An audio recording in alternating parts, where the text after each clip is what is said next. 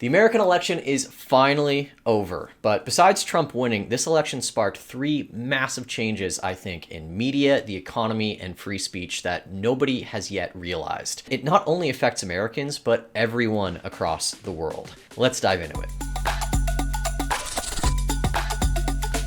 All right, it's Julian here, filling in for Adam O'Brien today. And yeah, I want to dive into all the things that I think that this election in general has changed, not just obviously Trump. There's just so many little elements that I don't think that we've quite internalized yet as a result of this election. This election cycle was marked by Trump spending just hours on all sorts of podcasts. Obviously Joe Rogan, but you had him showing up on comedy podcasts like Flagrant. You had him showing up on personal finance channels like Dave Ramsey. He was just doing these marathon podcasts, one after another, and people really got to know him that way. In a way that I think, no other politician has frankly given access to in the last 100 years. I think there is more recorded interview time with Trump this election cycle than any other president in American history. And personal time is finite, right?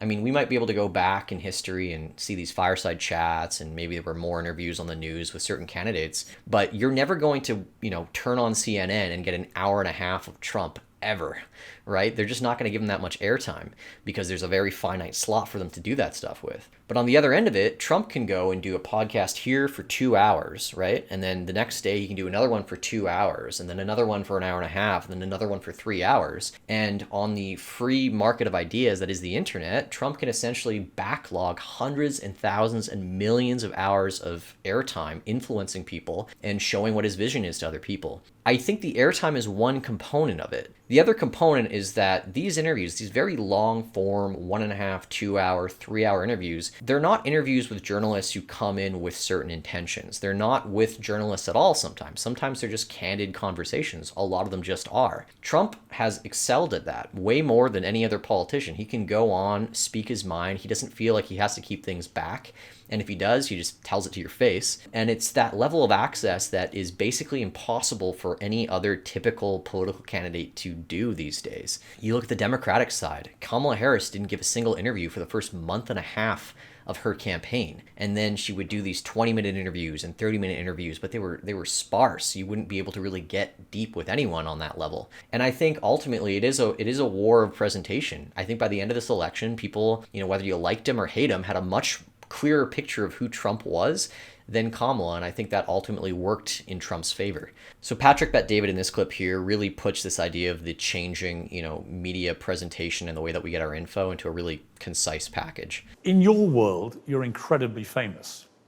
In like my parents' generation, probably not many of them know who you are. There is, again, in the media, there's now complete parallel lines going on. Where are we going to be in 5-10 years? Talk to me about cable news, about newspapers, about traditional media. Look what happened with all the media companies coming out and saying if your income stays the same, consider that a raise today, right? How many people came in and said your salary is going down? Mehdi Hassan didn't want to renew his contract because they gave him a demotion. He's like, I'm going to go see what I can do on my own, right? Guys getting fired, guys leaving, Maddow's not doing it once. Companies are sitting there saying, I'm not getting the advertisement I got before. This business model doesn't work anymore. CNN Plus raises $300 million to create CNN Plus. They bring this Professor Scott G. Galloway and, Wallace and all these guys, boom, filled like this. $300 million gone. Yeah, there's a really interesting point there that, these traditional mainstream media companies have tried to enter, the streaming game, but they're sort of missing the point. They're doing these walled garden platforms, the $9.99 subscription platforms to get exclusive content, and that's just not the way that people want to consume media anymore. It's all out the window. It's really all out the window. And so, yeah, it's a really good point that you have to essentially adapt to the new standard. And so the transition from cable to podcasting, it's going to be very weird for these guys because in podcasting, independent, you don't get to say, you better pay me this or else this. That's not how this shit works. You got to go try to grind for a year, 2 years, 3 years, fly, go interview this guy, that guy, this guy. One thing goes, boom. Now the interview does 18 million, like, Bassem Youssef, 32, 33 million views. How much AdSense money did that bring, right? Just one interview. Yeah, he makes a really good point here too. I mean, I've been doing this, if you guys have been watching my channel, before Adam came on, I've been fucking around and finding out for the last 4 years as to finding that perfect cross-section of what I'm interested in and then what other people are interested in, and then hoping that there's that sweet spot in the middle where there's a, you know, a final video that kind of covers both things. I love that. And I think as a journalist, as a creator, as a broadcaster, that is what is so great about the internet, is you have these fast turnaround, almost immune system responses from the free market as to whether or not your content is something that people want to consume. You're seeing a lot of people who are stuck in that old paradigm tearing against the free market of content. It's a losing battle. You have this clip here where essentially you're seeing these mainstream pundits freak out because they've lost their platform to essentially influence and create opinion. We have now let misinformation become the accepted information. It has washed over us. Elon Musk, he buys Twitter, and then he uses it almost exclusively to be a propaganda machine. And we've accepted it. We've accepted a narrative that despite an actually great economic recovery, the vibes don't feel good. The vibes don't feel good, guys. You're not looking hard enough at the GDP data. The vibes are there. You got to listen to the GDP data for the vibes. So we want to reject it and get something else. And the person we are now betting on to change all of it is Donald Trump, a man who did two almost impossible things. He won the American presidency twice, and he drove a casino into the ground. What will the future hold now that America has just decided that we're going to F around and find out? The American experiment is effing around and finding out. They leave the British Empire on these boats and they try and defend this massive swath of land from the greatest military force on earth. If you don't like F around and find out, I feel like you're not even American at that point. Like that is what American exceptionalism is all about. It's about experimenting and taking these massive risks. But she's onto something at least, you know, she's being a little bit self-reflective, but a little bit indignant that things are going to go back to the way that they were at some point in the future. And that's not what their side, you know, called the lefties, should be fighting for at this point. All right, so moving on to the second thing that I think is going to change the world as we know it from this election. That is some of Trump's policies that I think that nobody is talking about. So right now, everybody sort of knows we're going to close the border, we're going to deport, we're going to put tariffs on everything, we're going to drill baby drill, we're going to leave abortion to the states. Everyone kind of knows the top line of all the issues that Trump, wants to make into law. But there's a lot of ideas and things that he sprinkled throughout his campaign that his surrogates like, RFK Jr. and Tulsi have talked about. This is one where I think a lot of these are controversial. I don't agree with all of these ideas, but they are really interesting. So one of the first things he has planned is that with America's 250th birthday coming up, he wants to hold a 1-year annual, gigantic state fair across America. The United States will celebrate the biggest and most important milestone in our country's history. 250 years of American independence. What a great country. And we have to keep it that way. But that's why, as a nation, we should be preparing for a most spectacular birthday party. We want to make it the best of all time. Here is my plan to give America's founding in 1776 the incredible anniversary it truly deserves. On day one, I will convene a Whitehouse task force called Salute to America 250.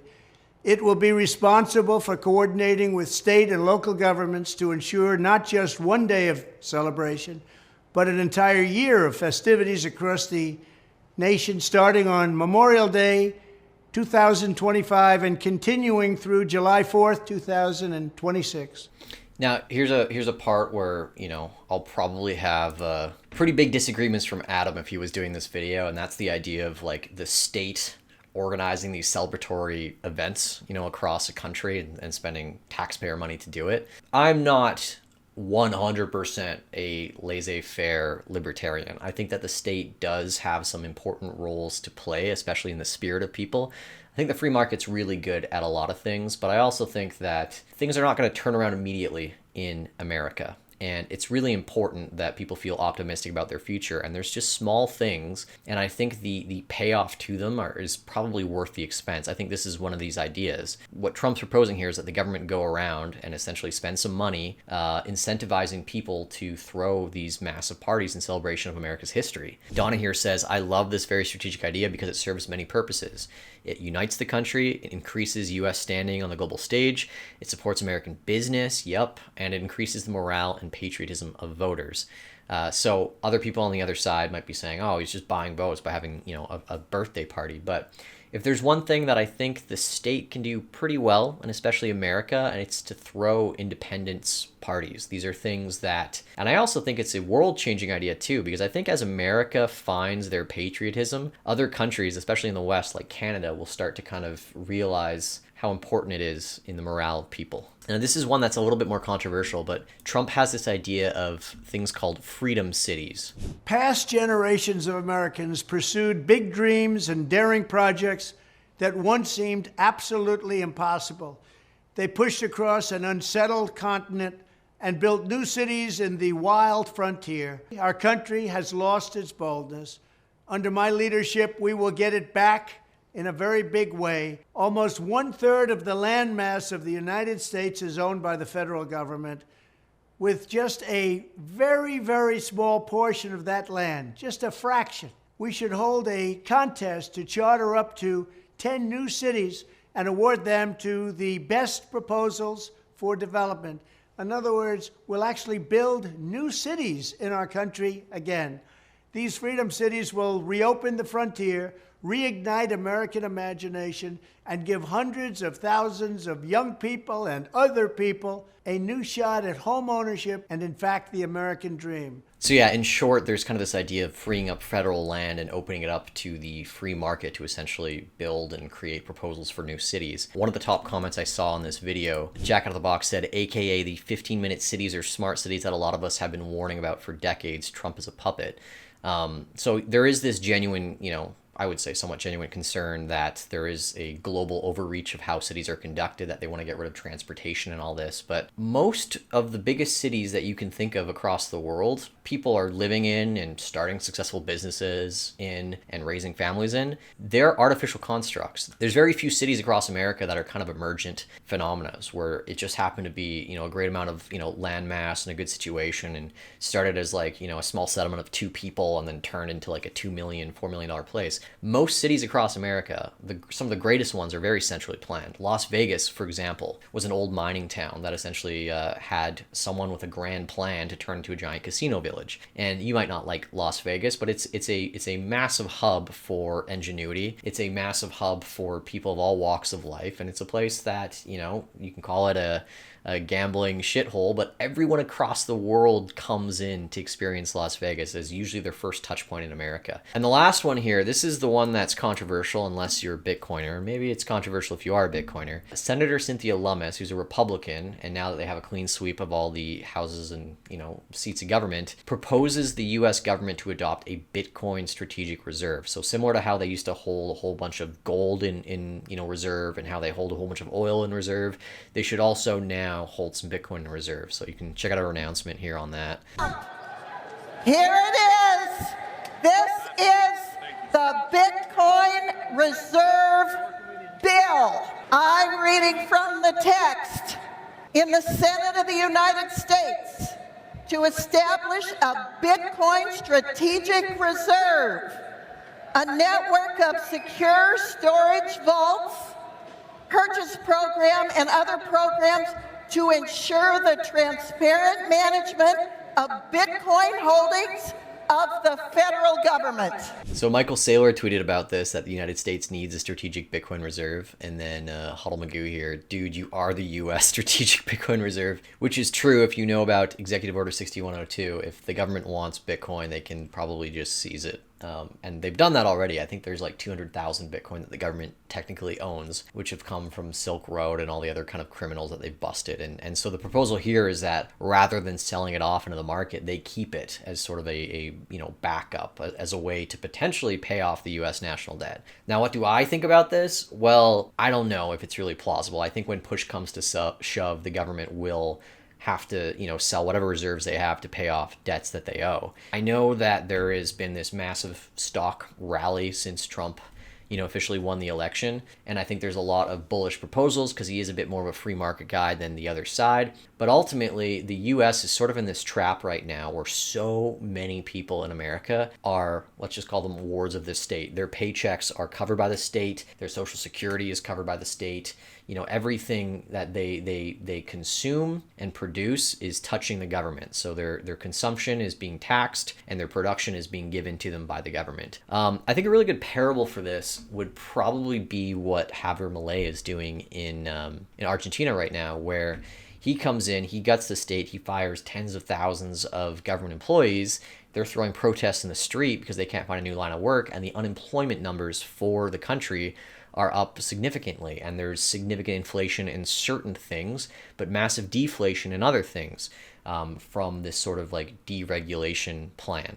But yeah, what's my final takeaway? You have three big ideas here. You have this idea that, mainstream media is gone out of a bubble. There's this massive shift to longer form conversations that I think is going to shape, political conversations and elections all over the world. You have these really outside the box, I would say, ideas coming from Trump about how to bring back patriotism, how to fix the housing crisis, how to fix the national debt, that if America executes, other countries are going to take watch and pile onto, and the implications of that. And then lastly, you have this idea that a little shock therapy is needed. Maybe it wasn't America that originally came up with that. I think Javier Milei is sort of the poster child for, afuera and cutting all the government spending. But America's taking root. Like all good ideas sort of get picked up after a while. And so to me, the biggest implications from this election are not who is the head of the state, who's the candidate or the authoritarian, let's just say on the left, that people are worshiping. But all these circumstantial ideas, the failures and the successes that are going to come out of the next 4 years that will shape and impact how governments and economies